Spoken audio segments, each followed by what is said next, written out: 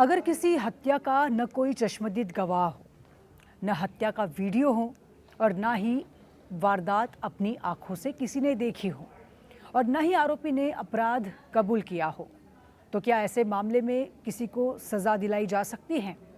पहली नज़र में जवाब मुश्किल लगता है, लेकिन भारतीय कानून कहता है हाँ, बिल्कुल हो सकती है, बशर्ते पुलिस अदालत के सामने ऐसी परिस्थितिजन्य साक्ष्यों की एक मजबूत और अटूट श्रृंखला पेश करे जिसमें संदेह की कोई भी गुंजाइश न बचे।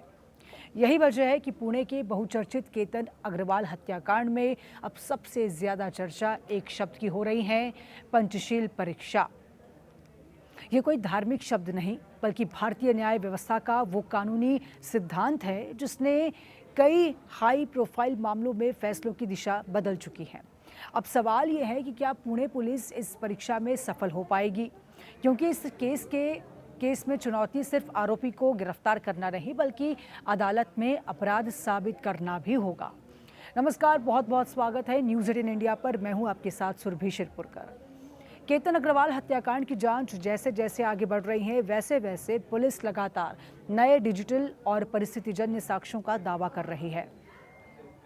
कभी मोबाइल फोन की लोकेशन, कभी हजारों कॉल रिकॉर्ड्स, कभी डिलीट किए हुए चैट, तो कभी सीसीटीवी फुटेज, तो कभी घटनास्थल का रिक्रिएशन। लेकिन इन सब के बीच एक बात लगातार सामने आ रही है, इस पूरे मामले में अब तक कोई भी प्रत्यक्ष चश्मदीद गवाह सामने नहीं आया जिसने अदालत में जाकर ये कहा हो कि उसने हत्या होते हुए देखी है। यही वजह है कि पूरा मामला अब परिस्थितिजन्य साक्ष्यों पर टिका हुआ दिखाई देता है। अब सबसे बड़ा सवाल ये है कि आखिर ये पंचशील परीक्षा है क्या? दरअसल भारतीय न्याय व्यवस्था में जब किसी हत्या के मामले में प्रत्यक्ष गवाह नहीं होता, तब अदालत परिस्थितिजन्य साक्ष्यों के आधार पर फैसला करती है। लेकिन सिर्फ कुछ परिस्थितियां काफ़ी नहीं होती। सुप्रीम कोर्ट ने कई ऐतिहासिक फैसलों में स्पष्ट किया है कि ऐसे मामलों में पुलिस को 5 महत्वपूर्ण कसौटियों पर रखना या फिर खरा उतरना होता है। इन्हीं 5 सिद्धांतों को आम भाषा में पंचशील कहा जाता है।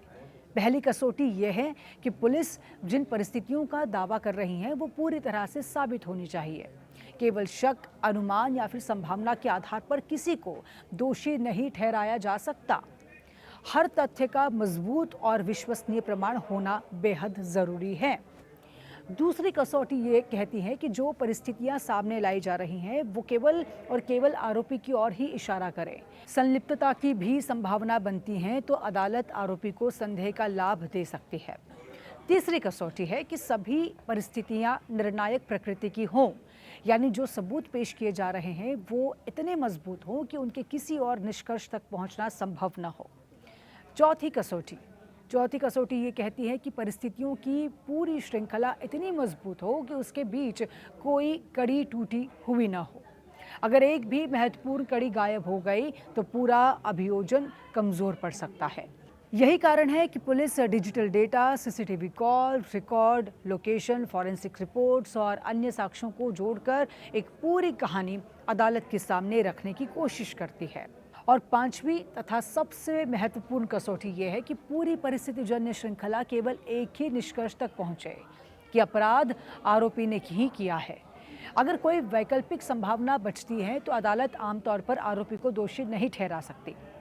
यही कारण है कि केतन अग्रवाल हत्याकांड में पुलिस की सबसे बड़ी जिम्मेदारी केवल सबूत जुटाना नहीं, बल्कि उन सबूतों को एक दूसरे से इस तरह से जोड़ना है कि अदालत के सामने पूरी घटना बिना किसी खाली जगह के स्पष्ट हो जाए।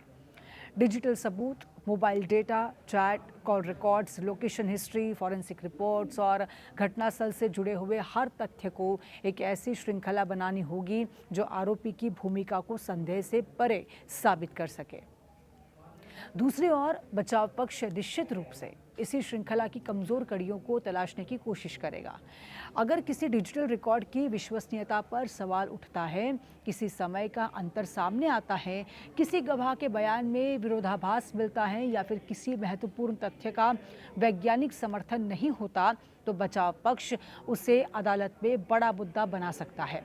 इसीलिए ऐसे मामलों में जांच एजेंसी के लिए केवल सनसनीखेज खुलासे करना काफ़ी नहीं होता, बल्कि हर दावे का कानूनी और वैज्ञानिक आधार भी उतना ही मजबूत होना चाहिए। भारतीय न्याय व्यवस्था का मूल सिद्धांत है कि 100 दोषी छूट जाए तो भी एक निर्दोष को सजा नहीं मिलनी चाहिए। इसलिए अदालत केवल भावनाओं, चर्चाओं या फिर सोशल मीडिया के आधार पर फैसला नहीं सुनाती। फैसला हमेशा साक्ष्यों, कानून और न्यायिक सिद्धांतों के आधार पर होता है। यही वजह है कि केतन अग्रवाल हत्याकांड अब केवल एक हत्या की जांच नहीं रह गया, बल्कि ये इस बात की भी परीक्षा बन चुका है कि क्या जांच एजेंसी परिस्थितिजन्य साक्ष्यों की उस मजबूत श्रृंखला को अदालत के सामने स्थापित कर पाएगी जिसे भारतीय कानून पंचशील की कसौटी पर परखता है।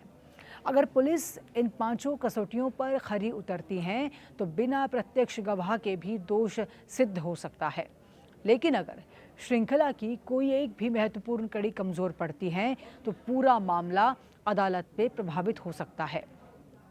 आने वाले दिनों में इस केस में चार्जशीट, फॉरेंसिक रिपोर्ट, डिजिटल साक्ष्य और अदालत की कार्यवाही तय करेगी कि पुलिस की जांच पंचशील परीक्षा में सफल होती है या फिर नहीं। और शायद यही इस पूरे मामले का सबसे महत्वपूर्ण सवाल भी है